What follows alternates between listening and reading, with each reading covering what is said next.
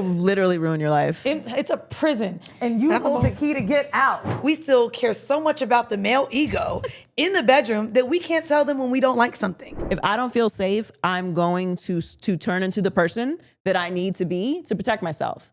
And that's a real bitch. The times that I've met someone that's broke and confident like that, huge dick. Hey guys, welcome to Too Personal. I'm Joy Taylor. As you can see, we are from my home studio today. Unfortunately, there is quite a bit of unrest here in Los Angeles, which I will get to in just a moment. But so we decided to do the show from home today. But a very exciting show. My dear friends, Weezy and Mandii B from the Decisions podcast, formerly known as Horrible Decisions, are joining us on Too Personal. We have an amazing, hilarious, fun, spicy conversation. I cannot wait for you to hear it. They are releasing a book on June 24th, No Holes Barred. It is Mandii and Weezy's book, a dual manifesto of sexual exploration and power. We talk a lot about the book. You can also get tickets for the No Holes Barred tour. You can go to nhbtour.com and check them out on social media as well. And of course, we'll get to Never Too Personal later on in the show. We love hearing from you guys. And if you want to be a part of the show, you can email toopersonalpodcast@gmail.com. Make sure you hit subscribe as well while you're here and follow us on our socials at Too Personal Show. So, as most of you know, if you have a news feed on any of your social medias or you watch the news at all, there's a lot going on in Los Angeles with ICE. There's a lot of unrest. People are resisting and protesting this regime's ripping people off of the streets, putting them in basements. It feels like the beginning of a really horrible chapter in our country's history, a book that has many horrible chapters. And last night, I was feeling the heaviness of everything that is happening in the city of which I live and have called my home for 9 years. And a city that's already been through so much this year. And, I was just like having a moment and I started praying. And I was praying for the people, the human beings who are being held in basements with no food or water, with no lights, packed on top of each other, with no lawyers, no due process. The fear, the terror, the anxiety that their families must be feeling. I was praying for them. I was praying for the law enforcement, that they would have empathy, that they would honor the oaths that they've taken to protect and serve the community and not a king or a regime or a man. And then I was praying for our leaders, that maybe at some point, some humanity, some wisdom, some long-term, logic, commitment to democracy might set in. And as I'm praying for these things, I just kind of stopped and was thinking, what am I doing? What am I doing? I've talked a lot about my disconnection to spirituality over the past couple weeks and on other podcasts, and what I'm personally dealing with my inability to really feel connected to anything right now. And, it felt natural in that moment for me to pray. And then I thought, am I praying to the same God that these evil cowards who are perpetrating this chaos and depravity are praying to? We can't be praying to the same God. We can't be praying to the same God the people who are stuck in these horrible camps that they're building all over the country, whose families are terrified that they're going to be sent to El Salvador or to any other country that they didn't grow up in and have no familiarity with. We can't be praying to the same God. I can't be praying to the same God that Christians pray to while they sit around justifying the behavior of our leaders, the complete stripping of everything that this country claims to stand for, with due process and democracy and a government for the people, by the people. Where the fuck is that? That's not what I'm seeing. That's not what we're experiencing right now. What we are experiencing is a hostile takeover from a dictatorship regime. That's what we're watching. That's what the people in LA who are protesting are pushing back against.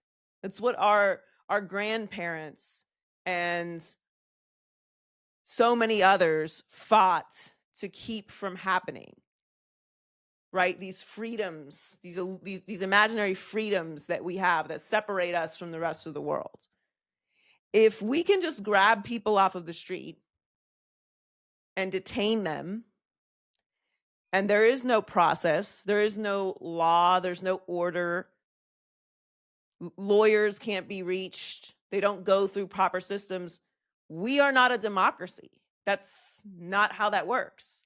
And you all have been so brainwashed into believing that what's happening is only criminals and only people who are taking advantage of the system. That's not what's happening. Some of it is, but the fact that it's not all should be terrifying to every single American citizen, no matter what side of the aisle you claim to sit on. Because if you're watching this and thinking this is okay, you're too far gone. You're in a cult. Everyone is screaming and banging and yelling and holding signs and begging everyone to understand what is happening. We are losing it. We have lost the plot. It is insanity. We are supposed to be a country that has laws that are followed no matter who is in charge. No one, including the president, is above the law. That is not happening right now. And I just feel how I think a lot of people feel, which is very helpless, because there was always the default to, well, there are laws in place. We have rights. Our politicians will enforce the law. The court system will be honored. Judges will be respected. None of that is happening. It may very well be a wrap. I'm not here to doom and gloom, but like if we don't have rights, if we don't have due process, if there's no way to hold leaders accountable, it's a wrap, you guys. It's over. The experiment has failed. I'm trying to not be too hyperbolic, but I'm watching this happen in my own backyard.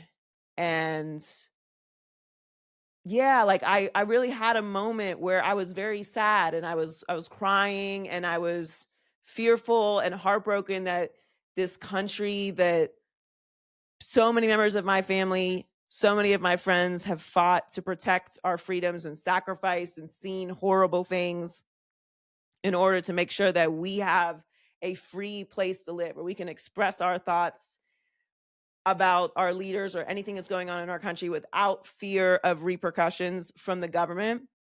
That's cooked. Due process is cooked.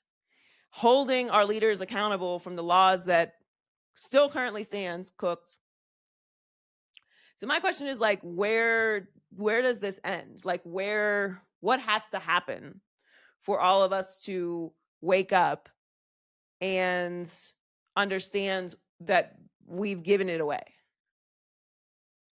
And then that makes me angry to think that proximity to whiteness has really drowned out logic for so many people that they would believe that this would not happen when he said this is what he was going to do. I don't know. I know I just said a lot, but it's just what I'm feeling with everything that's happening. And yeah, I don't want to hear that you're a good person. You're not. You're not a good person. You're a terrible person. And the hell that you keep speaking on other people that you feel comfortable making people experience while they're on this earth is most certainly waiting for you if you are in support of how all of this is going down and what's to come. And the only thing that like gave me any comfort when I was thinking through all these things the other night was, well, at least this go round in history, everyone is doing us the favor of recording what they think and believe with their faces on it and posting it on the internet for all eternity. So, 20, 30, 40, 50 years from now, we don't have to wonder who the bigots were. We don't have to wonder what side of history you stood on. We don't have to wonder what you supported. And we'll have your name too. So all of you assholes who think that you're just going to get away with what you are doing right now, take a look back in history at every single point where something was going down in the course of human history. Those fucking bozos thought they were going to be remembered as heroes, and we despise them. We curse their names. We think of them as dirt in the annals of history. And in the time and the moments that they were doing it, they justified it to themselves and they thought they would be remembered differently. You guys are always talking about legacy. You're always talking about what you leave behind. That is what you will be.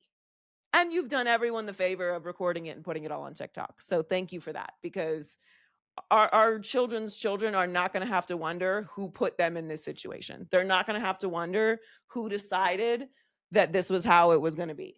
They'll know exactly who you are and what your name is too. Yeah, it feels sad. It feels sad that we've gotten to this place. And I don't know how much worse it's going to get or if it's ever going to be the same. But it's pretty wild to live through this many unprecedented days back to back to back to back. It's getting really exhausting. And I have a hard time believing that the person who lays their head at night after watching all this go down and where we're going is praying to the same God I am. We got to get aligned because we do not want the same things. We don't. All right, guys, very excited to have my friends Weezy and Mandii B on Too Personal. Two incredible entrepreneurs, hosts, and media trailblazers. Weezy WTF, the co-owner of WTF Media and the founder of CEO of Trap House Fitness Studio and the host of Sex Cells on Fuse TV. We are Fuse Sisters. And Mandii B is the owner of Full Court Studios in Brooklyn and the host of the Period Sis podcast. And together, they are the hosts of Decisions. I say it like Decisions. So you was there. Formerly Horrible Decisions. Yes. And authors of the new book, No Holes Barred, a dual manifesto of sexual exploration and power. Weezy and Mandii, welcome to Too Personal. You did good. How was that? Listen, when we have big intros for our ladies. And this is why I didn't want it to stand up. You done knocked over water earlier, girl. I'm going to just hold it. Or we can just put it like that. Everyone is teaching us so much right now, Joy. Like, we're learning so much. Like, oh, you have to hold the book. You have to show the book. And it's crazy because with each avenue of work, TV is different than podcasting. Yes. Modeling is different than acting. Book shit is different, girl. I didn't know how much I curse. Or that I'm a little bit of a hood rat. You didn't? Really? You just found that out? Because I'm talking to my fucking audience. That's why. But no. I curse a lot, and I make it really difficult on our pregnancy. Sorry, okay, George. No. We curse. Trust me. You can't possibly curse more than I do. Okay. You don't? I can't. We need a counter. What kind of curse? Like, I'm a dirty cursor. I say fuck a lot. Okay. We say pussy. It's mostly, I say pussy too. Okay. It's mostly you don't say pussy that much. Pussy. We say sorry, this whole thing is cooked. Sorry, George. I don't count that as a curse word. I'm talking to my brethren. Okay. Doesn't saying nigga is different. It's like saying bro. Well, speaking of the book, because you guys are very open and very transparent about a lot of things, but was it different putting it into writing than it was or is when you're talking on your podcast? Did it feel more permanent? I know that you guys got permission from the people that were in the stories for it to be in the book. Do you always do that with the podcast? Like, it seems like it was a lot more of. That's a good question. I don't want to say intentional because I think everything that you guys do is intentional, but it is a different type of intent when it's going to be. Yeah. Memorialized. Yes. Yeah. I mean, for me, we've been doing the podcast now for 8 years. So there's a lot of things that I feel like I overshared back in the day that I was just like, okay, this can't be anything more than that. I think what we really tried to do was try to put some things that weren't in the podcast as well. So we got deeper in explaining how we felt then to how we felt now. Like, to me, the stories go deeper into, for me especially, like my therapy journey. So I bring up a lot of my childhood and ways in which I thought was cool back in the day, and now I'm reflecting. So for me, it was a lot of reflection and me putting a lot of like what I've went through in therapy and conversations with my mom and my friends. That was a lot in the book for me, which you're not going to hear on the podcast. But on the podcast too, I feel like you have to know someone to care about their therapy. Like, I'm more invested in Mandii and Weezy while I'm hearing them tell the story, right? I'm a fan of the show. Whereas in the book, it feels more isolated. Like, this is a girl that went through something traumatic, and now we're seeing how she overcame it in a self-help way. Because we can't even really talk the same. Like, on the podcast, the way we're telling stories, they're still fun and dirty, but it's not just like jumping around storytelling, you know, elongating it, learning how to actually write. Like, we got a co-author because we're like, this ain't about to be no Tumblr Not only shit. that, I wanted it to sound like me. And I remember the first writing session, she literally, I was like very like uncomfortable writing. I'm from fucking Florida, okay? Let's be very clear. Florida education system fucking failed me. And so I'm already insecure about how I talk. So I was like, oh Lord, right? But I do want it to sound like me. And I remember the first chapter, she recorded me, wrote back what I said, and I said, oh my God, I fucking hate this. This sounds awful. And so I went into the writing process and wrote it out because, yeah, how we write still sounds like us, but it's definitely more thought out. Well, that's a good point though, because when you're on a podcast and you have fans of the podcast and they're listening episode to episode, they're on this journey with you. So you can do callbacks or like, remember I was talking about this. If someone's reading the book and they haven't listened to the podcast, they need to get the kind of contained story. Yes. And the thing is making sure too that contained story feels relevant outside of the podcast. Right. Because we wanted this book to be outside of that's why our faces aren't on it. Like, we wanted anyone to be able to pick this up, whether they know Mandii or Weezy or not. Right. And to be able to read these stories and relate to them in a way that, okay, I'm a woman, they're women, let me read they shit. You know what I mean? Yeah. Because if you're not Steve Harvey, Keke Palmer, does the face, Charlamagne the God, does it really help you? And for us, your faces. I don't think so, though. Joy. Yeah, I don't think so either, girl. Think about it. Hold on. Our faces help us for someone clicking on YouTube that want to hear about sex, and we're looking silly and fun on that thumbnail. Does it help the mom flying through the airport, passing Hudson News from Iowa, who's like, ooh, sex and self-help or erotica and blah, blah, blah? If From she these saw two us- light-skinned, biracial, ambiguous bitches? No. She's not going to want to pick it up. I love the cover, and I get that. Thank you. I see the vision. But I'm I just don't saying. think you feel me? our I faces would is buy why it it if your didn't face cross was on over. it. Because I think We you look like you, Joy. Bitch, we in here with the boho braids. We all looking like we ready to go on an island. Like cousins. You know what I mean? like sports, but I was like, who the fuck is Joy Taylor? You know what I mean? So, but we want this book to resonate with the people who may not look like us, whether you're white, yellow, polka dot, I don't care. Whether you are a 55-year-old woman or maybe you're in your 20s. We didn't want to just stick to one demo of women because this book can span across. Everyone. Yeah. My one of my friends just finished reading it because we just got these copies in our hand just, a few weeks ago. She called me today. She goes, okay, it's Asian approved. I'm like, Asian approved? Not Asian approved. She said, I'm serious. You guys are really terrified about selling to white women. You weren't thinking about me. But I felt it. She's like, I'm connecting with this. There's some stories about just like immigrant shit or parents not understanding and feeling like an outcast. She was like, I feel it too. And she's like, I know you weren't thinking. We just feel so much sometimes, I think, from doing horrible decisions that we're the black girls that do the sex podcast, and then there's Call Her Daddy. That's what everyone makes us feel like sometimes. When you're talking to brands that may not approve something for us, but they do for another sex show with a skinny blonde girl. Like, it's different. We've been through many ebbs and flows of what branding and marketing looks like that I feel we almost were super safe Like maybe we could have kept the name horrible. Maybe we couldn't Shit, have. I don't ain't want it think no we more. could have. I ain't want that shit no more. Do you know how motherfucking, I'm 34 years old. We started that book when I was 26. I mean, the podcast when I was 26. Yeah.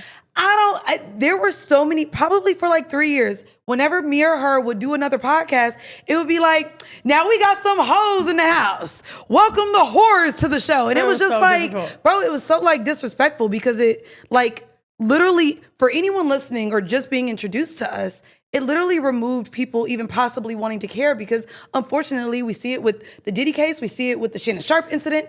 People honestly don't give a fuck about hoes. And it sucks because we read books too, we also write them, but also like we're all going through like this realm of where Also, we have our what is a independence. hoe? Well, What is the a hoe? really It's big thing. subjective. We What is a cannot hoe? answer that question. No the one can. same. Every time we have people on, we used to say that. What's a hoe to you? completely got why you changed the name of Yes. like we got it.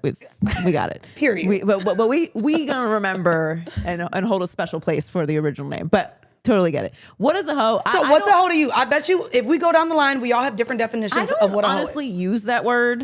Okay. As a 38-year-old woman, like Okay. I'm not like, oh my God, she's like what a hoe. Like Not a judgy hoe, but like Look you'll at be her. like, See, "Ooh, look, that's she a hoe." be like a calling fun people hoe. Yeah. I mean, I don't honestly. I will tell you, that word to me was so overused in What about like, whore and slut then? slut, Hoe. hoe. It was so overused when I was like in high school and early college Right. days that I have eliminated it from my vocabulary, and I don't use it for men or women. Not like principally. I'm just trying to think. Oh, the no, last these time men that be I some was like, hoes. No. Men be hoes. What's a hoe? Oh, for sure, for sure. I guess I just don't. I don't use it. Like when I was in high school, it was a big thing. Like if you ate a girl out, I was just having this conversation with someone that is exactly my age, like 2 weeks Okay. ago. If you ate a girl out, you were like, it was like the craziest, nastiest I thing. know. Did you could go to school with ever Jamaicans? do? No. Like, this- But that's like- how they treated it. Like And when if we you were gave young. head, not if you had sex, like if you had sex with your boyfriend, like you were mature and cool, but if it got out that you were sucking dick. then you sucked dick. You could be a whole virgin, but if you gave head, like Yeah. they're like throwing sausages at you in the hallway. Girl, you know why? You The were getting patriarchy. bullied. But it Deciding makes no it. sense. Like that is a progression through sex. Oh, let's be to, very like, clear. When we named it, we were like, we're going to reclaim this word. Oh, This is 100%. going to be the word that we 100%. take away the stigma, and women are proud to wear like it how as we a did badge with of honor. bitches. Girl, Like, it we wasn't did, like we bitches did for us. reclaim bitch. Yes. Bitch we works. reclaim bitch. Whore doesn't. Yeah, They weren't ready for whore. whore. We tried for 8 years. I think we're kind of fine with bitch. Yes, we Like, have, we don't have mind being completely drains bitch. We of say its- of bitch, its bitch, You know what? Now that I'm toxicity. thinking about it, I was like, do I say hoe every day? So I still have friends from Florida, and I realize sometimes culturally, the word, like the way I say it, I'm like, girl, that's how I say I it. say pussy ass hoe. Yeah. Oh, pussy ass hoe. That's ghetto. Hoe ass nigga. That's too far. I'm sorry. That's too We're from Florida. This is lingo. You feel me? Now those are out here. But yeah, no, yes, but yeah, you're right. I guess I don't use it. I mean, how do you define it then? I don't know that I really think people are hoes or Okay. whores. Nah, I do. Hold on now. Wait a second. You don't believe that people is. So what is your definition of a hoe? If I had to define like a hoe, and I'm saying it in a derogatory way, not in an endearing way. Okay. In a derogatory way, I guess it's somebody that doesn't really respect. This is how I would define it. Somebody who uses sex in a negative way. So either they use sex to control other people, Ooh. or they allow sex to like define them. So I was a they're hoe for a while They're like then. sleeping with people and like sleeping with people, and just having it as like a what a As belt like buckle. a What do stamp they say? word. Badge of honor? What? No, like another notch on the your belt. Oh. Notch on Come the belt. on. I was like, what is the thing? Notch That's on the the belt. belt's in there, though. Yeah, yeah. So that type of person, I Okay. guess. You know, but I also just that's a carry really such good an one, though. empathetic space for those people, because I do feel like if you are somebody who is, sexually free, or you have experimented with sex in any way, at some point you may have allowed that kind of attachment to sex to come over you. And so does that make you a hoe? I mean, I talk about that in the book, just like my own insecurities, sex being something that I use for validation. Like the attention that I got, or the men I pulled, or who I was able to bag. Oh, I'm fucking the same niggas as XYZ. I'm Eskimo sisters with damn near a lot of motherfuckers. We are all We might be Eskimo sisters. sisters. I'm sure we are. We might be Eskimo sisters. But like for me in my 20s, in times that I wasn't the most insecure, I leaned heavily into that just being, you know, So you think you were more validated me. insecure in your 20s than you are now? Hell yeah, bitch, I had no money.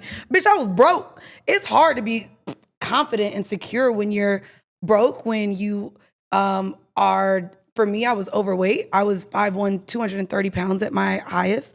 So like, I wasn't as comfortable in my skin or my body. I was going through school. I was navigating. I didn't know what I wanted to do for a living. And I knew I didn't want kids, and I knew I didn't want to be a wife yet because I wanted to get my life together. So yeah, in my 20s, it was like a lot of me figuring out and finding me.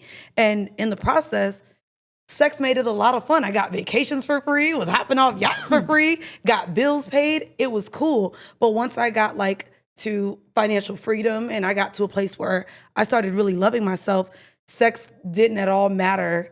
The men didn't matter. The trips didn't matter half as much as they did when I was just figuring it out. Money is truly autonomy, I think, for men and women, because the confidence that you get. Bitch. I was just talking about this with a friend. Like, you ever meet a person, not a woman, a person, and you're like, what did they do? Maybe they're not wearing a crazy watch. Maybe it's something about their energy. To me, it's a few things. They're either very, very tall. That's just true, because you're just overpowering people. Yeah. If you're a woman, you're taller than every woman. If you're a man, taller than most men. And everyone stares at you. 2, you have a lot of money, so you don't even feel like you're walking in the world the same way as the other people. Or if you're a man, you have a big dick. That's it. The times that I've met someone that's broke and confident like that, huge dick. Yeah. I don't know what it is about these things in life that make you confident, but it's true. And I can only speak to the money one.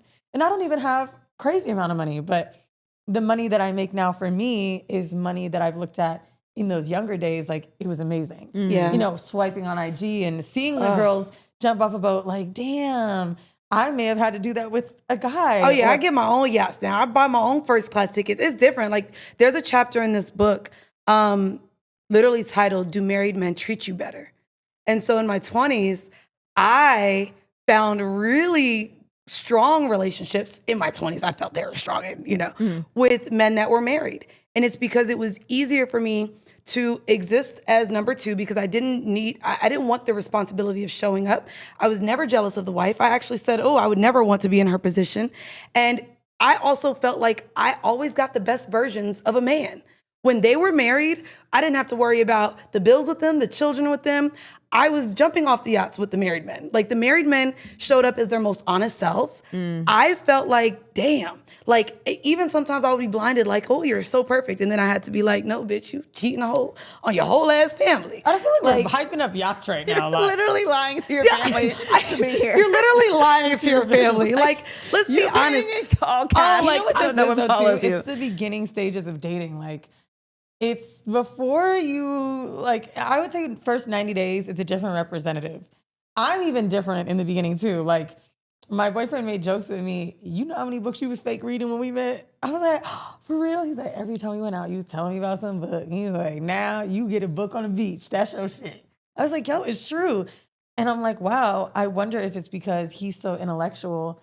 I was bringing up things I've read in books to just be impressive. It's not like I'm even trying to be this phony person. It was real books I read, but it's truly me just being like, fuck, I need to show how smart I am. X, Y, Z. I ain't like, never did that shit.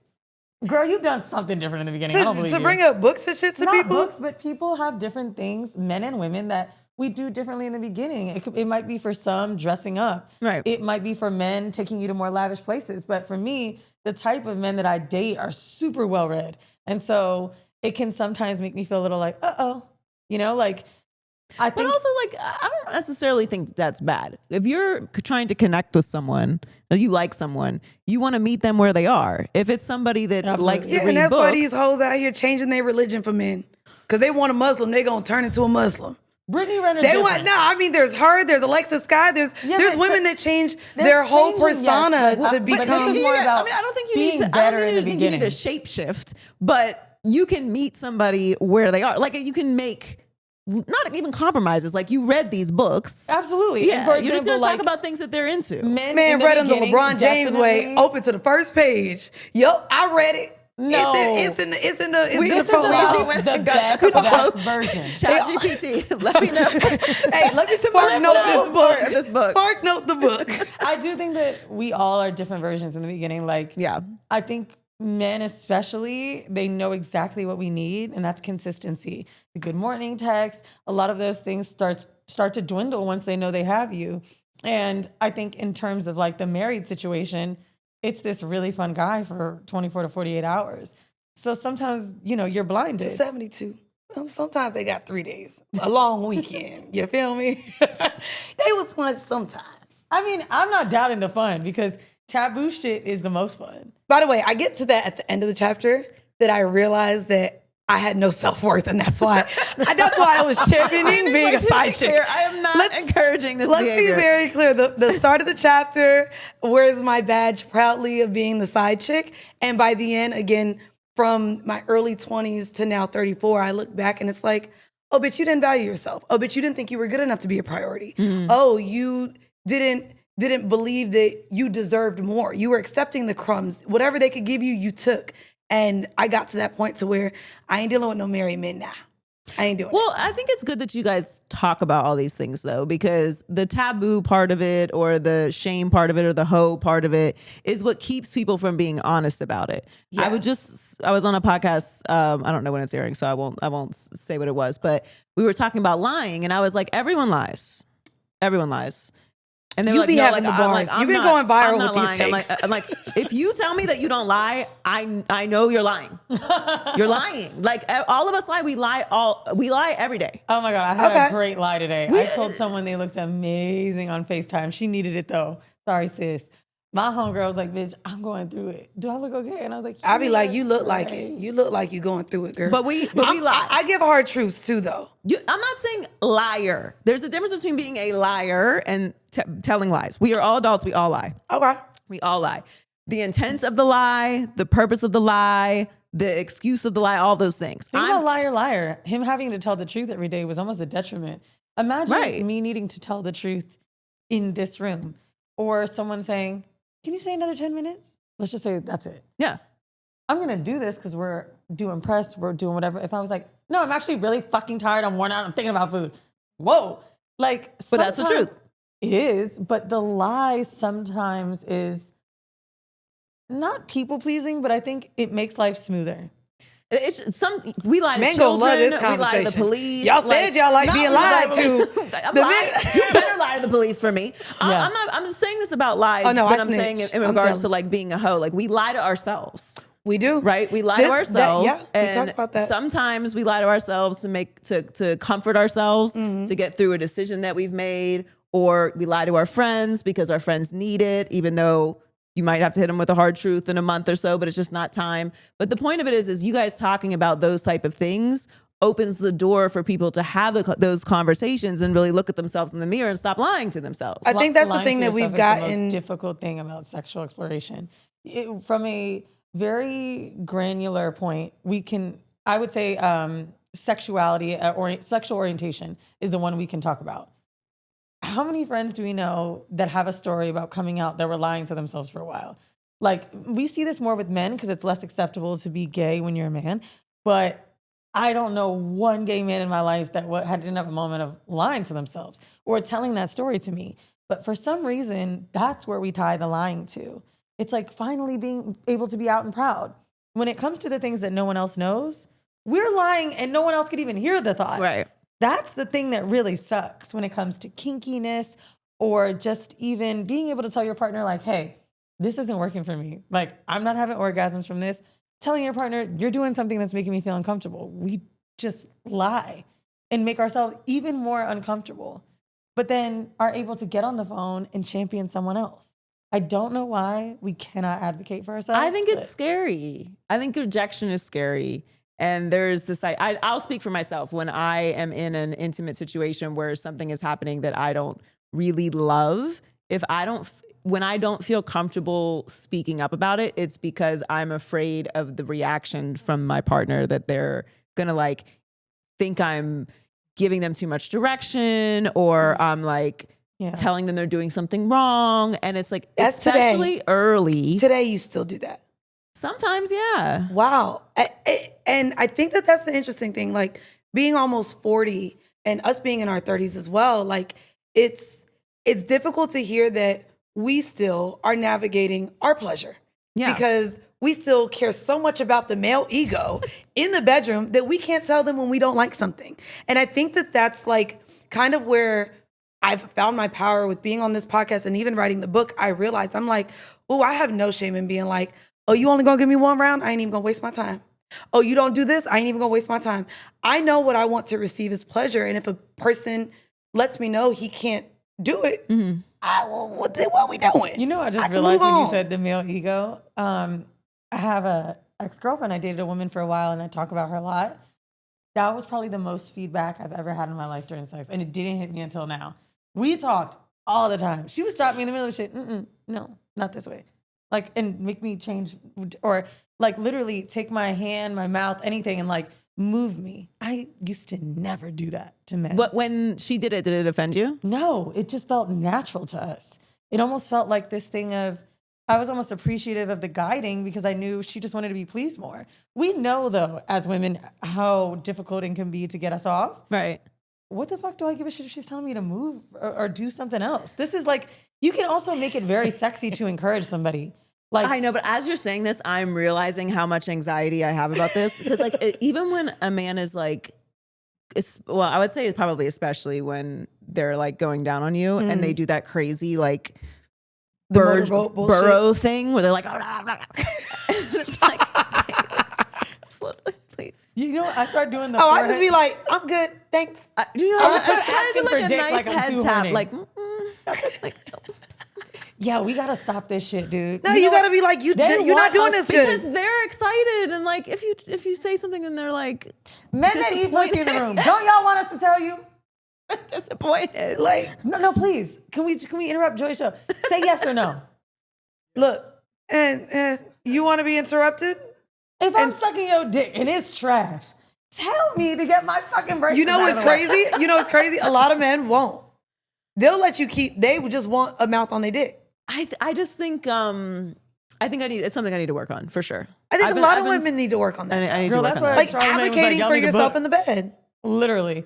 I think a lot of people have looked at us that understand us beyond like, oh my God, they talk about sex every week. They're really getting it. Yeah. When people listen to our show, they're like, okay, yeah.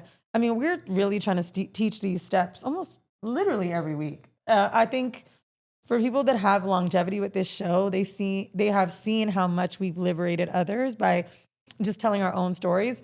And I literally was saying today, some of the things I said in this book are completely humiliating. There was a chapter where, and this is a really funny story because we have a safety chapter, or I have a safety chapter, and it's not just condoms and shit, it's friendship, community. But something I mention is vaginal safety. And I talk about every woman's biggest fear, and it's having a stank pussy. And I remember telling our co-author, she was like, I don't think we need this word. And I'm like, yes, we do. I need to get more vulnerable. I have to talk about a BV story. Who the fuck hasn't had it? We all get it. It's not because you're hoeing, because you're fucking too many people. Married women get it. It could be anything. We could be swimming, jumping off yachts, and you get BV. Yeah. Right? And I felt that it was almost my duty to share something terrible, no matter if someone's gonna clip it and be like, Weezy has a stank pussy. It doesn't really matter. I've got to tell this story because some other woman is gonna read it and be like, oh my fuck. Well, when it comes to sex with like in women's bodies, and obviously you guys get into a bunch of different get into a lot. things in the book, and we'll get to the ones that triggered me in a second. Wait, we gave trigger warnings. Yeah, no. Okay, like that's fine. Oh, not the like, triggery stuff. The triggery stuff was triggered on the trigger warning things, but the other stuff too. But when it comes to women's bodies, like we know there's not as much research on women's health as there is men's health. There's not as much priority for women's pleasure, like all these different things. So even just BV, like everything is stigmatized. Everything is because you're doing something wrong and not because it's a natural thing that can happen to anyone for any reason that doesn't even include sex.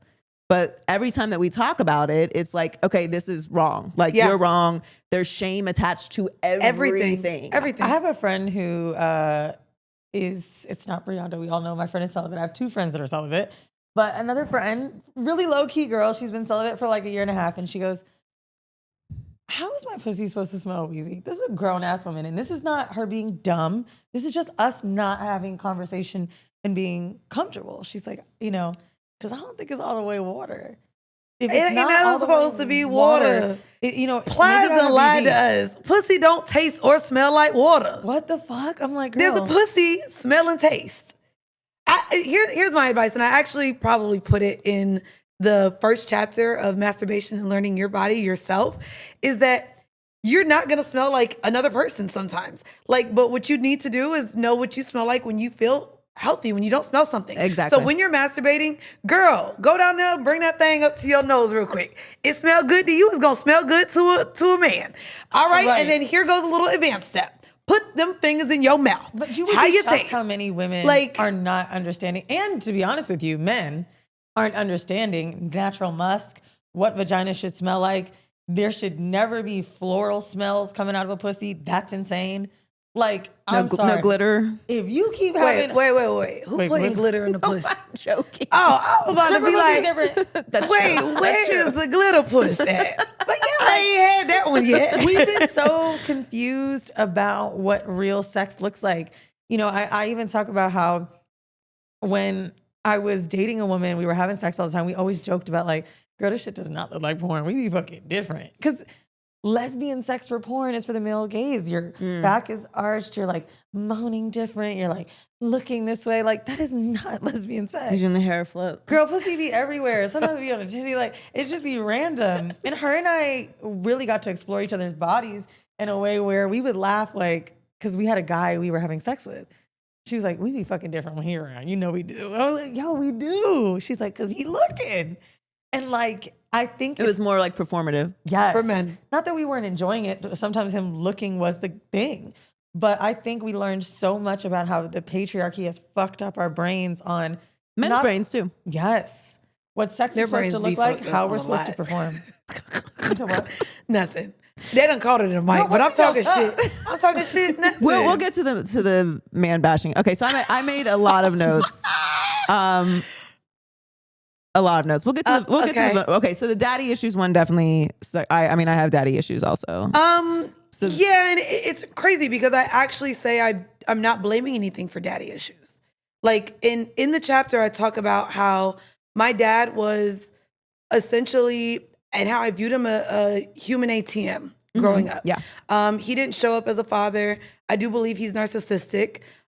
He left us, and then even at one point, we didn't talk to him for a year and a half because my mom needed more money for child support. So he made us go through the hell of all getting DNA tests because he was like, I ain't paying for no kid that ain't mine. So then we went through that, and that opened up a can of worms that led to my mom almost committing suicide. And there was a lot of things that I dealt with at the hands of my dad.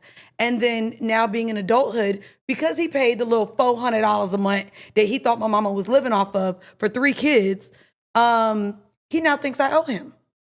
For being a financial resource as a child. And so what's unfortunate is because it was always go ask daddy for money, that became where I led into my 20s where, my dad always gave me money. So that became my introduction to asking men for money. To men, yeah. And so I always felt like, my dad always gave me money. Any man I ask for money should give it to me. And then it became more of a transactional thing that definitely wasn't healthy, that definitely wasn't empowering. And so I'm learning that, but there's also just so many other dynamics with men that attributed to it that we can sit here and say daddy issues, but it's, okay, well, what about the guy at the daycare that I knew was looking at me as a little girl? What about my uncle who just got deported because I found out he was sexually molesting my cousin? When you look back, there's a lot of men that didn't create safe environments for me. It's not just the daddy issues. We love to just blame our dads, but as growing up in a house full of women, it's how I saw my mom be treated, how I saw my aunt be treated, my cousins. It's not just my dad. We talk about daddy issues. It's the way we saw men act our entire childhood and into our 20s. Like, I know we like to put this blame on one guy, but that's why I say, yes, I could blame daddy issues for it, but it's not that. It's my relationship with men and what I saw growing up for so long. And then unfortunately, we had these skewed views of the Disney Channel. Yeah. Making it seem like we were going to be saved by the same men that we were afraid of. Yeah, like, and we're waiting to be saved years, by men. those formative years create the idea of what men are and what you see and the environment that you're around. I grew up in an abusive home, so I do feel like lots of men attributed to it, but definitely the daddy issue thing, I was like, oh, okay. Yeah. You know, with men, I feel sometimes their expectations of me as I got older, once I met their mothers, I was like, okay. Oh yeah, a lot of men have mommy issues. Don't let it be a Caribbean guy. Oh, God. I also want to add, for anyone Their reading, mama's giving them everything. for anyone that does read it, like anyone listening and be like, oh, girl, well, my daddy was perfect. I think that that's what's amazing about the book. Weezy had a very strong relationship with her dad growing up. And she talked about how a man had to emulate her dad because her dad was so strong. So you get kind of both ways in which your upbringing has impacted how you show up in dating and as adulthood too. Yeah. So you do have, it ain't all bad for men in there, but you do have the... No, for sure not. And they're having a strong marriage or childhood where your parents are together can not influence you in a negative way, but it can give you ideas. Girl, that are I am love struck with everybody. Yeah, unrealistic about what you can expect from men sometimes. I never realized until becoming an adult how many of the people I was dating, how many friends I had whose parents weren't married. And it was almost like, I almost hit it at first. I was like, damn, I don't have a woe here. So what's fucked up about me? You know what I mean? Because I was feeling like it was the excuse I got a lot from men or from women. Because as we're growing, we're like, well, I didn't see it. But I just didn't feel that at all. And then what was happening with me was I was treating everyone like a husband. My mom, I don't even want to use the word groom because of how it's portrayed now, but I would say in a very cutesy way, in a way that I'm so grateful for because I do it with friends now for hosting. My mom's like, okay, when daddy comes home, we're going to have this ready. And this is his favorite channel. Daddy loves this. And so we can thank him because we got this weekend, and just showing me a lot of gratitude to where I didn't realize how submissive it was. My parents have such a healthy relationship, but I did everything like my mom was doing for men that weren't necessarily like my dad. Mm-hmm. So that kind of was hurtful too. Oh yeah, in the pod, we used to argue. Cause this bitch would meet a motherfucker next day, she cooking a meal for him. And I used to be like, that nigga better order some Chinese food and bring his own Gatorade. Like, he not getting cereal from me. Like, I'm not doing boyfriend shit for a man that's not gonna show up as boyfriend material for me. Mm-hmm. So I was very clear. Or husband shit. Like, me and her would talk about this. I was like, girl, if he just gonna drop the dick off, he not getting all the extra shit. So you know why I felt like there was like we were butting heads with this, because I expect you to do the boyfriend shit with me. If we're fucking, I want dinners. I want to be cuddled. I want this. I want you to text me every day and ask me how I'm doing. And in return, I'll play fake girlfriend too. Yeah. That's for me what that looked like. So it wasn't, and I realized it actually when we were sitting with Anwar White. So we were talking about, and he's a dating coach that, is popular online. And he was saying, well, no one should be auditioning for a man. And I never felt like that because I really wasn't vying for them to have me. I just was doing what I wanted in return. I know that when I'm, even during casual dating, having certain expectations. And well, you're treating people how you want to be treated. Exactly. And if it doesn't feel, if you're not, see where I would be with Mandii is like, if I do something like that and you like aren't texting me regularly. Or it's not reciprocal, now what are we doing? I think it's like my masculine energy. I have like this ego thing where I'm like, bet. And now I feel played. Well, I mean, yes. And now I don't feel empowered. I'm not the now I person don't that feel like does it if a man is terrible. Right. But if you're getting what you want, then it's not. If I'm showing up this way and it's not being reciprocated, especially for a certain amount, oh baby, I ain't even gonna spit on it next time. Like, no, I'm gonna be not doing it. Like, I'm gonna be upset. But that's where I think I'm a giver at the top. I mean, like, you know how they say that some people you have to earn the trust. Mm-hmm. I think I'm a little bit of the reverse. Like, flip the little thing. What's that thing in the song called? Time thing. What's it called? Oh, the little joint. There we go. We don't know words out. The hourglass. Okay, you flipped it. You started full. Yeah, like, well, they all I'm start just full. so trusting in the beginning. I'm like, hey, you gotta fuck up and show me something. Because I think I stop at empty, and then you have to knock it over, and then it has to roll off the table, and then hopefully land up. So then Exactly. you know why I can't do that, getting Joy, some out though? of me. Because I ended up losing out on really great people in my life because I was so, he's just gonna do this. The negativity I carried from trauma and relationships fucked with me. And the sooner that I was just like, okay, if it works out, it works out. If it doesn't, it doesn't. That's when I love that for you. I was genuine. I do. I do think a because lot of people need to live and walk in that, though. I do a lot of work. I'm in therapy. I've been in therapy for years, and I do a lot of work at not traumatizing other people. I don't know how good I am at it. The reviews might be out, but I do try. Like, I try to not carry trauma from past relationships as much as I can. You know, I think we all have triggers and scars and things that, you know, and I can feel them. Like, I can feel when someone's triggering me, my like whole body will start to shake. Like, oh my God. Now you can give warnings. For example, like, let's just say you're dating an athlete. And Now, why would we want to do that? was that wrong? Sorry. Are you? I don't know. No. I'm just using it for as an example. Why would we want to deal with that? Oh, Some you're people in sports, do. so. Some people do. If you're I'm dating sure an they do. athlete and you've been cheated on by an athlete before, Right. and this person's like, yo, I'm really not on this shit. I'm grown. I had my phase. You're going to be like, hey, for me in the past, when there were away games, I got really uncomfortable. Safety for me looks like you calling me after, like, I need more communication. There are so many ways to like change your language around triggers that normally we're like, well, you got to do X, Y, Z. Don't fucking talk to me like that. Like, I've dated more so women than men, but like that be putting mad shit on me, and I'm not even like that. Yeah. Me being a sexually open and expressive person doesn't mean I'm gonna lie to you. Yeah, or that you're outside. Yeah. Girl, I'm home. Like, you want to check me again? And it would be Well, I mean, that's where most people fuck. I'm not gonna lie. Once you have like the label on you that you're this promiscuous, fast, outside bitch, it don't matter where you at. They think you getting some. oh, because if it don't matter that you at home, you can put on invite a goddamn charade. You can I'll invite get in the bed someone- with the bonnet. Night, baby. and have somebody right next to you. That's what I'm So- saying. Like, But like, That's how I feel about it too. I mean, I think for me, it's also cheating is not the main trigger for me. I mean, it's one thing for sure, but there's so many layers of There's so trauma. many layers. There's a part in the book. I want to get the name right. Is it Obey? Yeah. Obey? yeah. Oh, Lord. Right.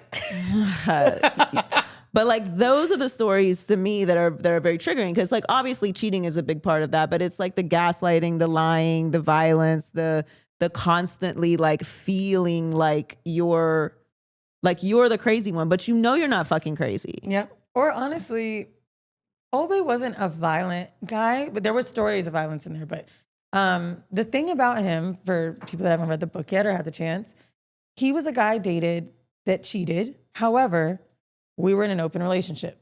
Now you're watching this at home saying, what the fuck does that even mean? Cheating in that instance is lying or going outside of our boundaries. Right. I was very confused. And this is open relationship that I asked for. I'm not with a nigga that's giving me an ultimatum. I like dating other women. We like having sex with other women together. So this is a very free environment. So it's really hard to sometimes add structure in it for men that don't understand. However, what I will say is what made that dating experience so difficult was him being like, okay, well, I didn't tell you I was gonna fuck another bitch, but it's not like you won't let me. So like, let's just like, whatever. And the weight of his love for me, he would always put on top of, she doesn't mean anything to me. There's a passage in the book that every time I read it, I'm like, oh. So I looked through his phone one night after a year of dating, and I thought I was gonna see one or two texts, and there were like maybe 30. I think I might have exaggerated in the book and said 50, but 30 of him talking about pull up, whatever. Nothing about caring about what a girl's doing, nothing. And that made me feel good. I was like, oh, well, I'm the only one who's getting XYZ. And what you realize from And you this, saw him doing that to 30 bitches? just fucking. Yeah, but Well, let me finish my thought. health-wise. I mean, what's 30? I mean, yes, 2 versus 30, sure. Sure, he wasn't having sex with 30 women Right. in a week. But I could say maybe through the few months of texting, there were 30 different random numbers. I was like, damn, so he's meeting people out and saying, come through. And the girls would literally be like, no. And then he'd dub them. So what I was experiencing was value from this whole main chick thing that we've been taught, that you're important because you're the loved one. But it's really not love when they're still lying to you. Right. It's not the place that you want to be just because, oh, great, this man introduced me to his family. I'm being taken on the trips. I'm important. They're just a text message. That literally became something that would help me sleep a little bit better.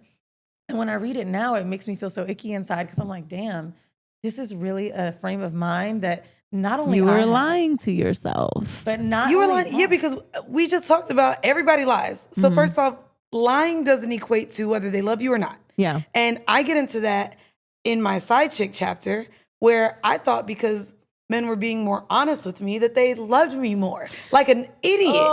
Like he lied to his wife. So the transparency trap to me is it is a massive, massive, massive. Wait, you said transparency trap. Transparency trap. What do you mean by that? Like, 'cause do you want your partner to be honest or not? So here's the thing. Yes. I would love to have a partner that allows for a soft place to land. That is different Explain than that, full transparency. Okay. To me. I have had horrible experiences with people being like, oh, I just want to know everything about you. Just tell me all your secrets. And we'll just tell each other all of our secrets. And it's not a safe space. And they use things that I either feel guilty about or I haven't like fully consolidated within myself or forgiven myself for. And they weaponize it against you. Or maybe they don't actually really care about it, but they start to think about it so much. Oh, they hold it in the back of their head. For like, oh, like if I'm in another, which I will never understand this. I'll never understand this, but I'm not a man. So I guess like some women are like this too, but they're like, oh, if you're in a room, we're in a room and like you used to fuck someone, like just let me know. I'm like, okay. Like, what does that do for you? But whatever. Ooh. Like, if that's a boundary that you want, like, we can do that. However, you I'm can't not hold gonna that hear against me. about it Yep. again. Like, Yep. we're talking about this. Wait, why do you think that's strange? Because to me, it's No, like, no, him bringing it up later. Bringing If it you up want to know, straight- if you want to Wait, know wait, this, asking for that. Because in my head, I'm like, yo, we're all in the industry. If I start talking to a bitch, kicking her up, and she's like, does she know I fucked her man? Nigga, no, you gotta let she's me know. saying But that if I have a partner, okay, I who, understand. yeah, I'm on the outlier in that sense. I don't care. I don't. Oh, I you don't care if there's someone in the room? I don't care No, who you I fucked don't in this care who you room. Me fucked in this neither. room. I But don't men will care. say that, and then what she's saying is, don't tell me you want to know, Yeah, so and that I'm you're happy not. to honor that. Like, if that's But something then that's don't important to use you, that but I'm against not me gonna later. hear about Yeah. it. Like, we're discussing this now, so you're really just insecure. It's not about you wanting to know like where things lie for business or so you feel comfortable. It's really just because you're insecure. Yep. I used to give out the joy brochure. That's What what, is I would the call joy it. brochure? Like, Like, not your past roster. Is that what that is? Like whatever you needed to know. Bitch, you lying. At the top, like just I'm gonna be transparent and like psychotic. I understand. Psychotic. And very much, because how do you decide who deserves to know those things? it's a great question. That's a great I'm gonna be Because honest. then you just You have to oversharing with ask me somebody. specifically, Yeah. hey, did you fuck someone from that movie? What part of the movie?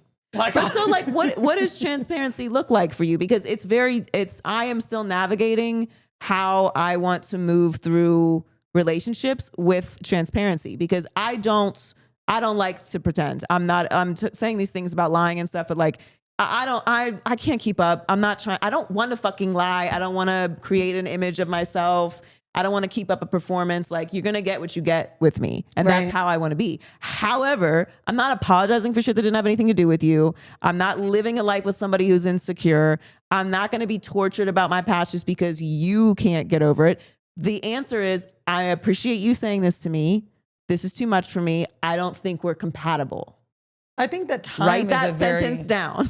I don't think we're compatible. And then you go your separate ways. I think then as women who exist that way, and I think that with the podcast, with what we're telling women to do in finding their power, you have to realize, ooh, this is going to be a bumpy road to finding a partner. Yeah. The one. It's going to be very hard to get some of these men to accept you for exactly who you are, because a lot of men don't want to know that you had a past before them. Don't want to know that someone's dick was bigger than theirs. Don't want to know that you came this way. Don't want to know while they're cheering for a team in the finals that you fucking fuck the guy who just made the winning layup. You know what I mean? And they're going to be like, oh, fuck. Like, so it's going to be difficult. And it sucks because we are walking in this space where we're no longer dependent financially on these men. Correct. Where back in the 70s, before we could even have a bank account or own a home, that was the thing. And so now we're approaching this as, hey, this is who I am. And now I'm showing up as wanting you because I don't need you. And I talk about that in the book, like having to get away from, like, there's been so much power in me being able to choose men that I like. You're attractive and I actually like you as a man, not because of what you can provide for me. And what I'm seeing is it's difficult for men to show up in relationships with us not being needed. So like, I know you go on the internet and they're talking about fucking gold digging ass bitches and you only want me for my pockets, you only want me for this. And the reality is when we show up and we actually just like you and don't need you, your insecurities show. For us, it's projection. I say all the time, you're fucking spitting right now. I say all the time, I don't need a man for anything but love. All I need a man to do is love me. And bitch, why is that so much to ask? That sentence is really powerful though, because at least you gave them something to be needed for. I've heard so many times that like, we just interviewed a dating coach. Her name's Maria. I wish I'm butchering her name. I think it is something, but she said Maria Matchmaker, sure. So she basically tells women, a lot of high-powered women, on the second date, have the guy come up to help you with something. If he's picking you up, being like, oh, pull your shower rod on. She's like, tell him to fix it. Because when we are making money, we're in positions of power. We don't know how to need men for anything. And honestly, we say it. We don't say it for them. We say it for us. Yeah. Me, when I used to be like, I don't need a nigga for shit. That is just for me. Oh no, I make anyone who walks in my house, like one of the things, and she's been getting on me because my ex-boyfriend did it and now my current boyfriend's doing it. I was like, the trash needs to be taken out. Like I remember letting my, I have a code to get into my door and it kept beeping, the battery was dead. I waited till he came to change the batteries because I didn't know how to do it. Like there's just certain things that I literally do for that just to make him feel like a man. I just don't see why we have accepted the fact that we're really gonna tell somebody that we want we don't need them. Like, cut the shit already. I don't need you to make me feel whole, but like, I don't need you for shit. I'm sorry, but that's bullshit. If my nigga can tell I me get right can now, I get an ISO of I want this as a meme. I know she's a lot of memes. Her face right now, Joy, you don't hide your face okay, ever. so Hold on. So let me She was talk just now. like, no. Your So face. we only got 10 minutes. Let me finish this. I am so over the fucking bullshit. I've been independent and making money a long time. Retire my parents' money, I do well. I am not gonna fucking tell you that I don't need love or partnership if I'm looking for it. I'm swiping and then I'm gonna lie to myself and say, I don't need it. I feel like this is something that would make me feel good. Sure, it could be a desire, but to look someone in the face and tell them you don't need them. If my man said that to me right now, I wouldn't be with him. I have that whole conversation in the book. Let me continue. Just specifically because of your face. This is pain when we have a face like that. This is not being treated the right way. This is someone fucking you over. Healthiness doesn't give you that. So when we finally allow ourselves to be in the company of men that really honor us, this shit don't happen. I know this to be true from men that I've even broken up with. I've dated good men. They just weren't for me. But no one makes you feel like shit about that when you're in a safe space. Right. It's that shit of, I don't need you. It's really for us. And it sucks so much because being vulnerable is the attractivity in each other. What man do I want that won't fucking be vulnerable with me?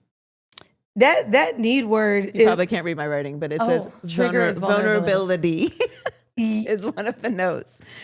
I fully hear you. When I think of needing, and what I'm sort of bouncing off Mandii with the needing is my chapter. Why do you need me to need you? Yeah, the finance part is a big part of it. Like not having to be with the man because we need him to start our business or to open a credit card or to pay the bills, to keep a roof over our heads because we've had children because that's what we were supposed to do, and like all of those type of things. I think as a society, this is the first time ever, at least in the United States, where women have some autonomy to be able to be limited. Us. They're trying to take it away. Yeah, they're trying to run it back, but like for the moment to be us. So when I say that the needing, my mind, and you're right, it's going to that. Like, Me too. God forbid I have to deal with anyone mistreating me because I need them. Like, my heart breaks for people who are in that situation. It's so much pain. I mean, the because problem it's- with you too, though, is you said you want to need a guy to love you, Yes. right? The problem is men, through patriarchy and what they're taught, is to provide and protect. That's where they're cool Now, with. you can protect me for sure, and I do need you to protect me because I don't need you to be a bitch.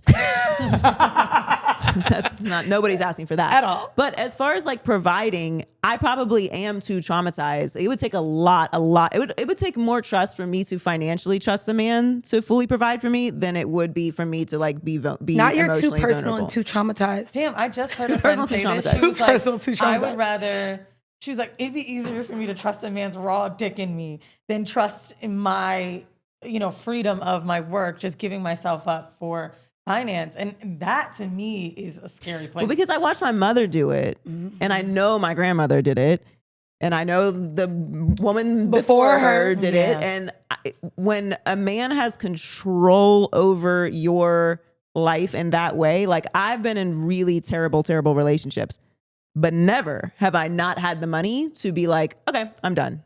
I mean, I think that's Isn't why. that crazy that money is power for us? But just to Yeah. even like turn it into something that's, currently happening, I think it's the debate around Cassie, whether she's a victim or not. And that dynamic of her signing that 10 album deal and him having that financial control over her livelihood, we don't lean into that. And so Well, financial abuse is a it's a real very thing. real thing. Emotional abuse. She was 19, he was in his 30s. There's the grooming, there's the emotional abuse. And unfortunately, we know what sexual assault is.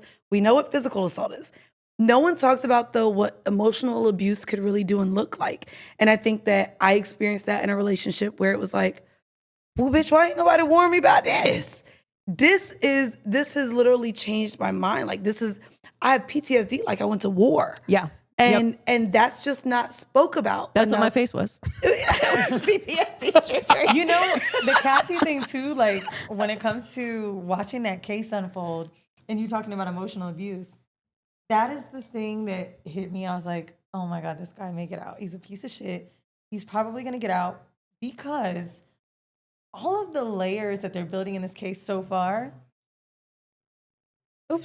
All of the layers that they're building in this case so far are surrounding how terrible of a person that he is.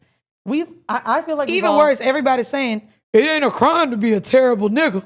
It ain't a crime to be in a toxic relationship. Like, whoa. So now we're excusing this behavior because being an ain't shit person isn't a crime. And so what's unfortunate is seeing these men seeing this. Money and power. Like, let Diddy have been a normal guy that, let's just say, money, but maybe, I don't know, he just owns a firm somewhere.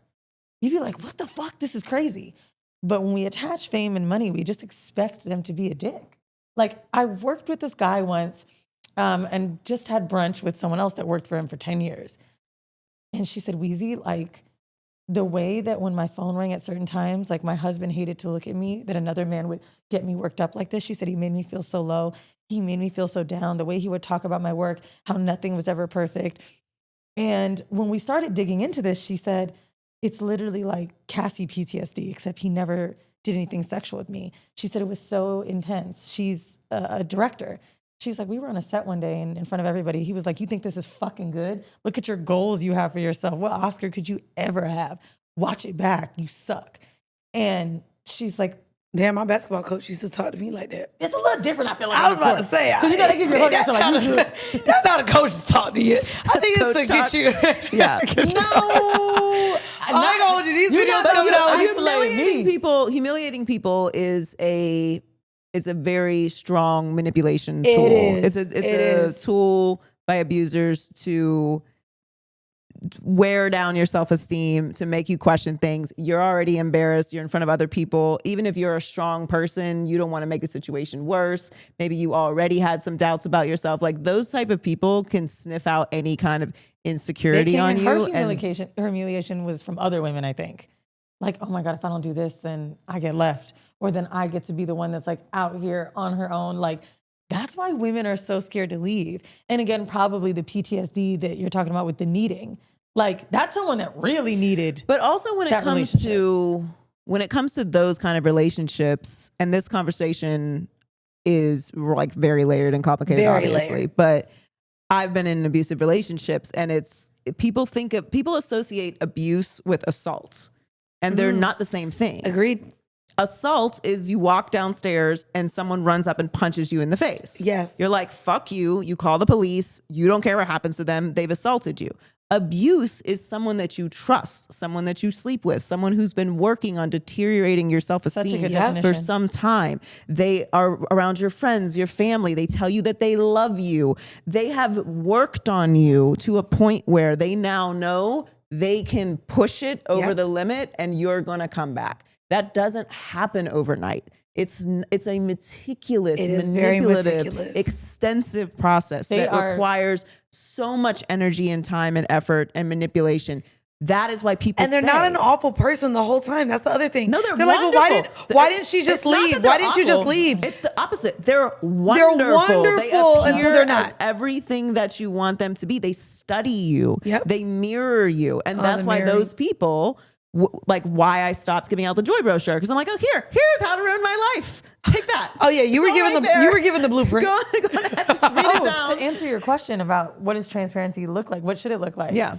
To me, I feel like if we pull out the darkest secret we have, mine that's an ugly one that makes me feel terrible, if that can be shared with that amount of trust with that person, that's the level to where I start going back in a Rolodex. Like, once I can get that emotional with you, that's the level that I attribute past partners to. Because it's a place in my life that really isn't necessary or needed for this relationship. But when we're at the point where we're that open and sharing, then you can have it. Like, I would say I've been dating my partner 2 years, it'll be in July. For the first time 6 months ago, I heard something about his family. And I was like, damn, why didn't you tell me about how this felt growing up? Or, he was the youngest and all the other brothers went to college after him. Like, things you felt just being in the house alone or when your parents were out there, just basically, you could even feel forgotten being the younger child. I'm an only child, so I don't know.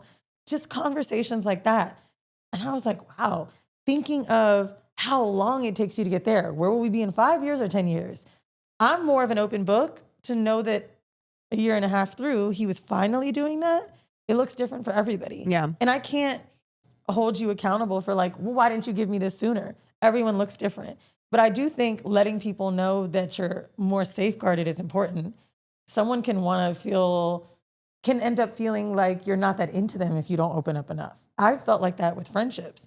Damn, well, she must not really fuck with me because I don't know what's going on. She ain't talking to me like that, telling me much.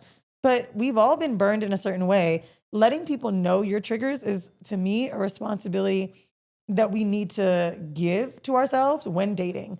You shouldn't I ain't telling nobody no more. Your triggers?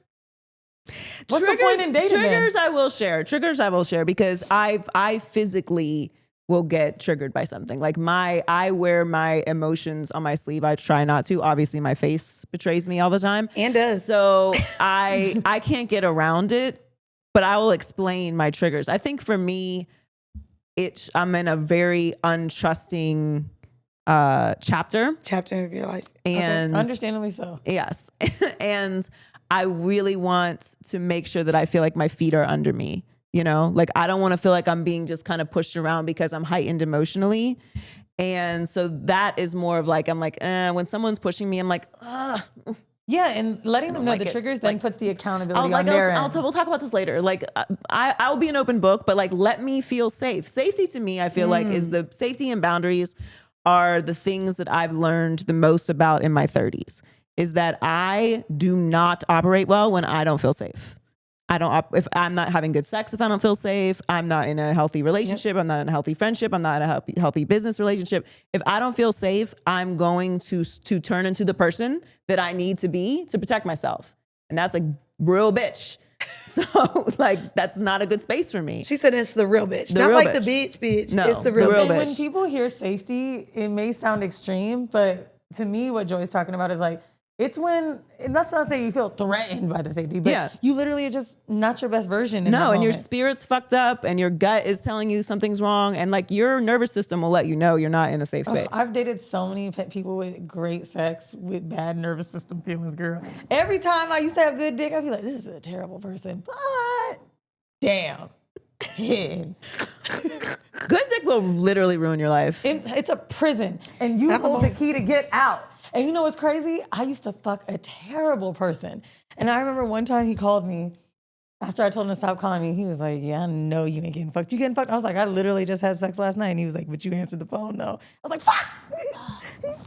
See, that's why I like all the other things down. It's just not dick. You gotta have a little kink to you. You gotta bring the toys out. I need you to bring the equipment, the toys, I need the whole. It ain't just dick, girl. That's easy. That come a dime a dozen. I need a little bit more than that. My own personal announcement. It's not just big dick. Like you can't just show up with a big dick. Well, no, they gotta know what to do with it. Anyways. Yeah. Because there's been some propaganda out there that's all you need. It's not big dick. It's thick dick. That's the truth. I ain't there for you on that. Because it ain't just thick. Because if it's too big, what am I doing with it? What is a big dick? It's a thick. No, thick and short. Thick and short ain't getting you right either. No, nobody said anything about thick short. and short. Y'all just said thick. No. There's link. Nobody's doing anything with this. Be honest, Okay? That's what I'm saying. Y'all talk about thick. 6-inch dick, I could marry it. Thick. Okay. See what I mean? Do I feel full? Do I feel like I need to make room? That's when you know it's good. See what I mean? Do I have room for you? I'm gonna make it if it's good. I'm telling you, big dick, I'm running now. I don't need, no. Don't. You have to know what you're doing with this. If you have a monster No, dick, I will pass you along. I don't want no monster. I don't want no super thick because I like anal. So you can't be too thick. No.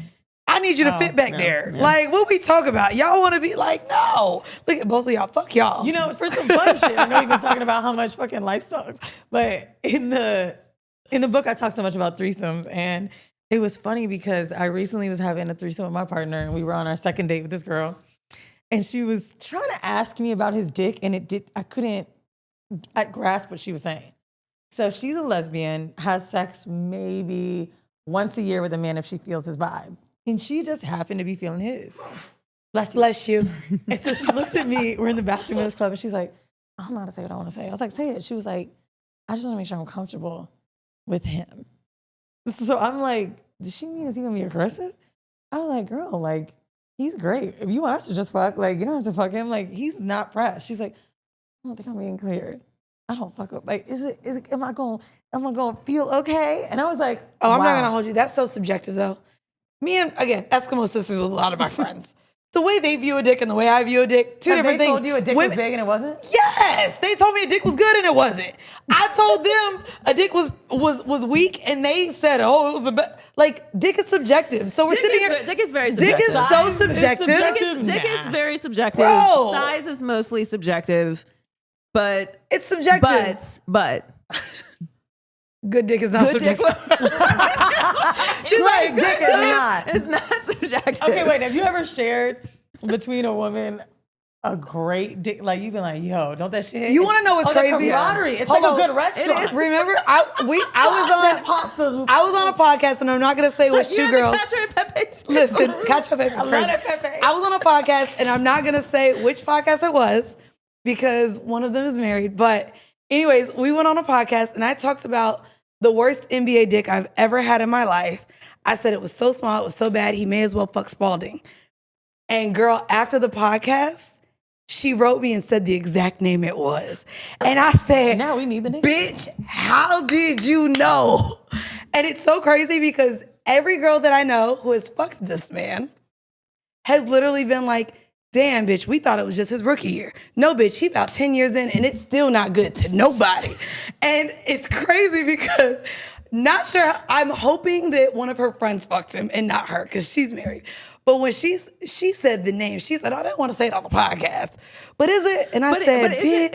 Is it a possibility that he give him grace? No, we shall not be doing that. But if you are somebody who's that active, that maybe you're just giving out like B-, C+ no, girl. level. No? Everybody for a decade just said it's bad. And the thing is, too, men want to perform well because they know you finna talk about that. They know you gonna talk about it. Also, I will say this though. One of my best friends, he's gay. He said, "Girl, I be giving like B grade dick in the beginning because sometimes if I give A, they do a little too much. Yeah, you can't put the thing on But everybody. B grade will make me come back." From what you're saying, This is a Well, no, this no is this minus. is what he gives. Oh, It's giving. This is what he got. I will tell you, the last time I had bad sex, I told him explicitly that I didn't enjoy it afterward.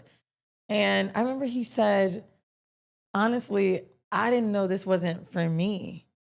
Like, you were kind of hyping me up in the text. You wanted to come over. Like, I just kind of felt like it was a pleasing me moment. And I was like, hold on, you still had a stroke, boo. My pussy being just for you to weak stroke? You thought that was just for you? And this was maybe 5 years ago. But I remember thinking to myself, I never want to have a sexual partner like this again. Because even if it is just for me, it could be my fucking birthday. I'm not going to be a terrible fuck to you. yeah. And I think when you're that much of someone who's not a giver, it just doesn't work, period. No, it has to be reciprocal. I mean, but there's a chemistry thing too. Yeah. Like, it ain't just how wet your pussy is, how big your dick. Like, there's a whole chemistry thing. Like, again, I know I like That's decent certain sex. things. Decent sex I is know no I like chemistry. certain things sexually. So if you ain't got the same stroke or motion or intensity that I like, it's gonna be bad. It's just gonna be bad. If we don't, yes. Bad for me is I've had okay sex that I know we're just not connecting like that. But bad? It'll be bad. Yeah, if we're not bad sex is a really far bridge. Bad sex is terrible. 'Cause And I'm even like sometimes scared to give reviews, but as we discussed earlier, but like if it's bad, but the thing about it is I have a 6-month rule. So What is the rule? You do not let them fuck for 6 months. yeah. Girl, what? Oh, girl, you didn't read the whole book. We got to get you to like. Okay. No, I but have tell a you why. Wait. fuck rule then. Wait. You give a guy 6 months to be around and have sex with you until you realize, Or do you not 6 let them months? have sex with you? No, you don't. until No, they 6 can't have months? sex for 6 months. girl, Joy. how old are we? Okay. Learn. Joy, we're not 38. Joy, we're not gonna sit here and lie all too Are you personal. gonna wait till you're 60? Bitch, you is not making a nigga Listen. wait 6 months to get some pussy. I believe her, and that's why I'm upset. No, you don't. I don't think she's lying. You make a Because nigga wait listen. 6 months. Listen, I have to make sure they're not serial killers. Girl,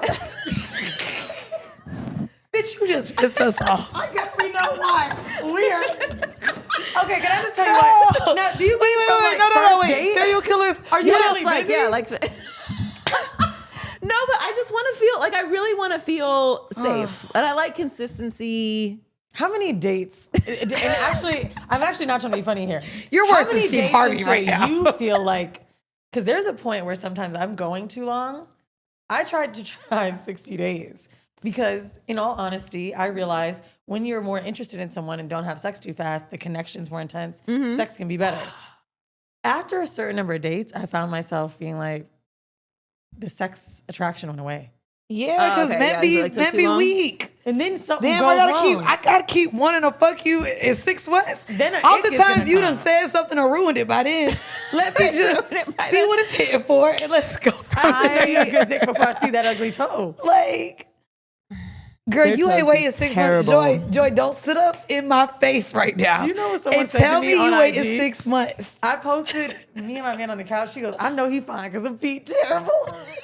I was like, yo, it is so true. Men have such Men have terrible feet. Yo, and you he cannot literally look at their gets feet. pedicures Girl, all I the put toes in my mouth. I'm not playing with y'all. Okay, well, anyway. Like, I ain't playing Not with judging. y'all. I'm not Like, judging. okay, I'm wait, not doing so that tell me. though. How much time are you spending in those 6 months? Are you just kind of in the courting phase? Like, when No, I we're get- like dating. They live in another country. And they And don't. it's taking a while for you to get over there because you're a They don't. busy woman. I really have a lot of trust issues, and I just like I need to know that you're consistent. I'm very heightened to like feeling played. So and also I will say this for me, like at this point in my life, sex is very, very emotionally like a thing for me. So if I have sex too soon, I just turn into a crazy person. How about if you're dating intentionally, you're waiting 6 months? Is it a turnoff if that person decides to have sex? No, No. we're not exclusive. But don't you feel like, so that's the thing. With 6 months of getting attached to someone, I didn't think you guys react to this the way that you are. You didn't? We have a fucking book called No Holds Barred. I know, but And you thought we weren't going to react crazy to you saying you wait 6 months? What's an appropriate? Okay, so you know some of my traumas. We have to have some martinis and get through the rest of them. But like, what is an appropriate adjustment period if 6 months is too long? What is like 3 months better? I think 3 months is better and more honest 90 days, to each not a other. probationary period. You're We're starting wasting a little bit of time in 6 months. Not just... These men are terrifying. We have needs. Let's be realistic too. We want things I have an too. excellent masturbation Oh, schedule. wait. Here's another question. How far can you go sexually? Are you doing intense cuddling and kissing and touching? Yeah. Okay. So That's that's like basically everything but sex. I'm basically like Mormon. And you suck dick too? until like you 6 suck- months. Okay, see, my man be telling me shit like this. He used to have a thing for the East African girls. And you know, they be Muslim. He's like, yo, these girls would just suck my dick and not fuck. And it was so crazy to me. He's like, Men love that. He's like, no. But he was like, I feel like this is way more intimate. And I do too. I'm like, you telling me you getting all How these would it be baddies more intimate than sex? sucking dick? Why did you say it like that? Just like the kids in high school. Eating pussy, is it more intimate than just... I mean, it doesn't have to be that. I'm talking about like real sex. Girl, today, if I mean, suck you the could dick- get pregnant in your pussy. That's more intimate than putting a dick in your mouth. Yeah. I guess it's Nothing just comes very- about from sucking dick. Yeah. You know what it is about sucking dick? Sex. Here's what it is, and this is a little bit of my The way I don't know how whorephobia. y'all edit this show, boy, y'all gonna be like, Just cook. oop, Sorry. this is I'm going. sorry. We have some time to edit this. Okay, so to me, having sex can be very romantic, love making, etc. There's really no way where sucking dick ain't filthy for me.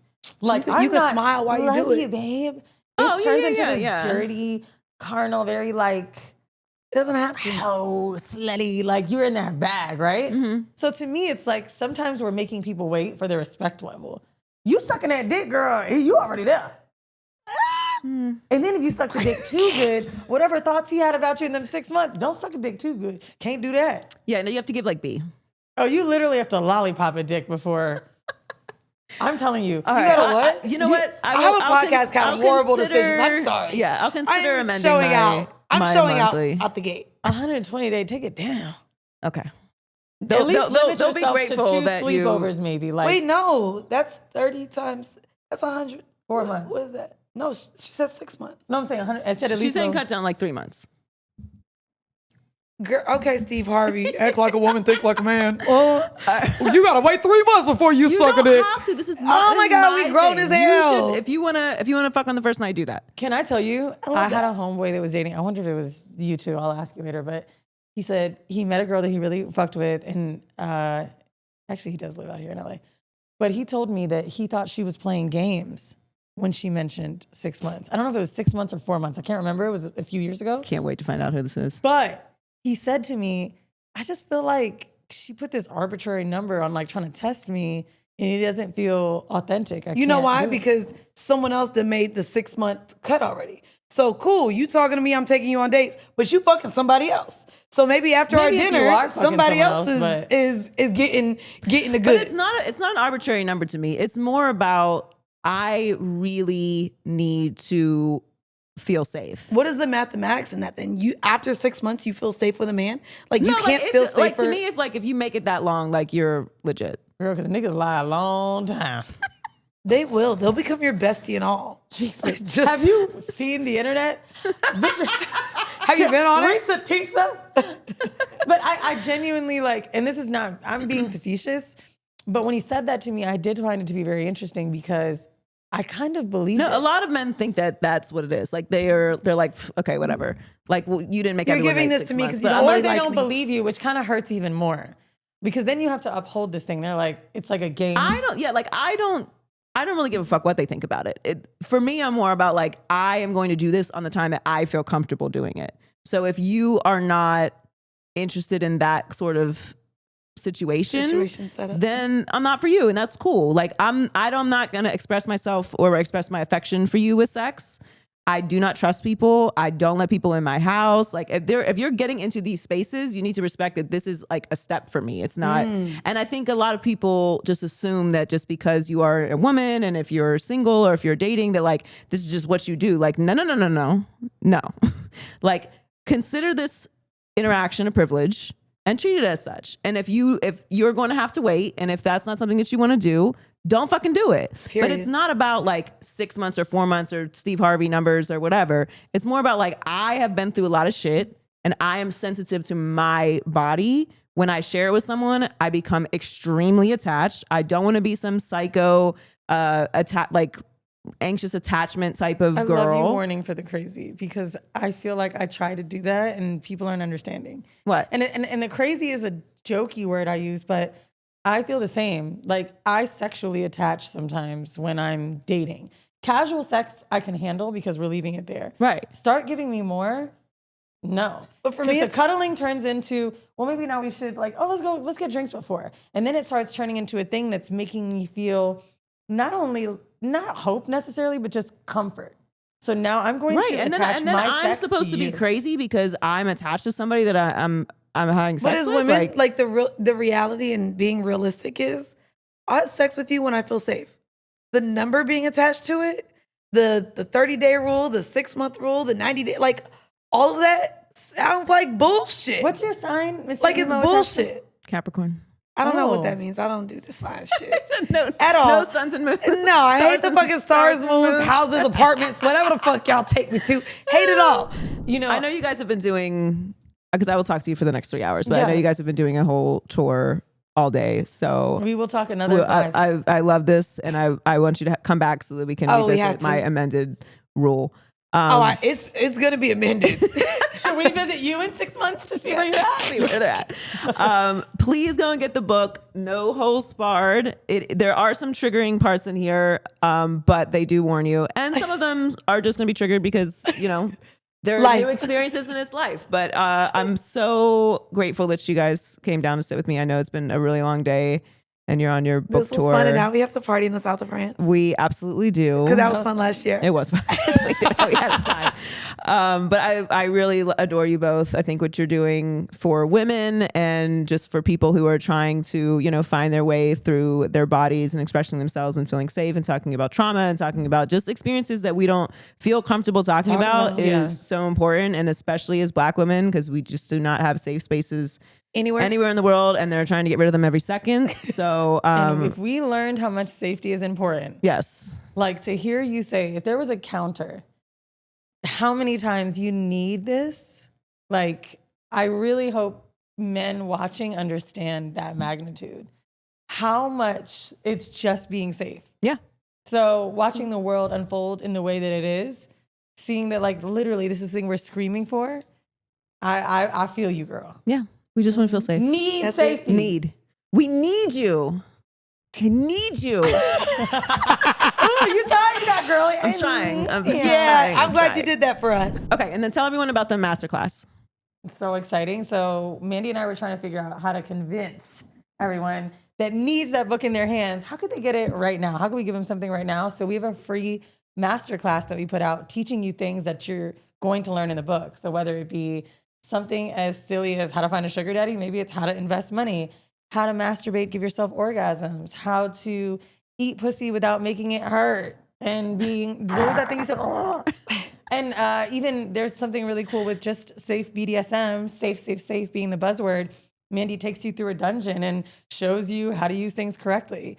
And my personal favorite, we give a dating course with that matchmaker we talked about earlier, giving 5 green and 5 red flags. I actually want to hook you up with her. Okay. I love that. Make sure you check I want to that play out. matchmaker with you, Joy. But I have questions for both of you off camera. Hey, I'm a safe girl, Joy. No Holds Barred, a dual manifesto of sexual exploration and power is available for pre-order now. Yes. It comes out on June 24th, and tickets are available for the No Holes Barred tour. Yep, So at go to NHBtour. nhbtour.com. Yep. And follow Mandii on Instagram, Full Court Pumps, and Weezy at Weezy WTF. See ya. Thanks so much to Weezy and Mandii B for coming by Too Personal. Make sure you check out their book that is coming out June 24th, No Holes Barred. And make sure you go and check out their live tour as well. You can go to nhbtour.com to get tickets for that. All right, it's time for Never Too Personal. We love hearing from you guys. You can send in your stories, questions, advice, questions, whatever, to twopersonalpodcast@gmail.com, or of course follow us on social media at Too Personal Show, and you can DM us your question. So this one is from Instagram. What's more important to sustain a relationship, romance or stability? So this is tough. I don't think that it is one or the other percentage wise. Like, I think it changes depending on what's going on in your life. I don't think you can sustain a relationship without romance, and I don't think that you can sustain a relationship without stability. So to say that something is more important, it's discounting all of the elements that are constantly needed in relationships. But to me, while I am a soft romantic girly at heart, just nobody sees that because but I think stability is very, very important to sustaining a relationship. When you talk about what a relationship or a partnership actually is, like joining into a partnership with another person for your life, that requires stability. Like I often compare relationships to business relationships, and people get mad because they think I'm just discounting what is needed from a sexual standpoint or a romantic standpoint or a spiritual standpoint. Like all of those things are very, very important. But when you're talking about having a long-term partnership with someone, those are not always going to be the number one thing. And stability, from what I am talking about, I'm not talking about just financial stability. I'm talking about stability in like your character. Like, who is the person that you're with day to day? That I think is the most important thing. I've been in very long-term relationships, and stability in knowing like who the person is going to be the next day, what their core values are, like that's what matters throughout the years when you're dealing with different chapters of your life, when you're dealing with different hardships, when you're dealing with changes, whether it be work or health or family or kids or environment or politics. Like knowing who the core person is and like defaulting to that, I think is what makes a relationship last more than just romance. Like, yes, you do have to have romance, and not having romance in a relationship can kill a relationship. But there are just going to be chapters where you're in a long-term relationship where you're just like not feeling romantic with your partner. That doesn't mean you don't love them, doesn't mean you don't still want them, but like those things may come and go. But the stability of knowing who that person is, I think is more important, and like the respect factor, than just constantly it being romantic. But that's just my opinion. Hope that helps. Make sure you send in your questions to Too Personal Show if you want to DM it, or twopersonalpodcast@gmail.com. If you haven't subscribed already, hit subscribe. And thanks for hanging out. Hope you guys stay safe.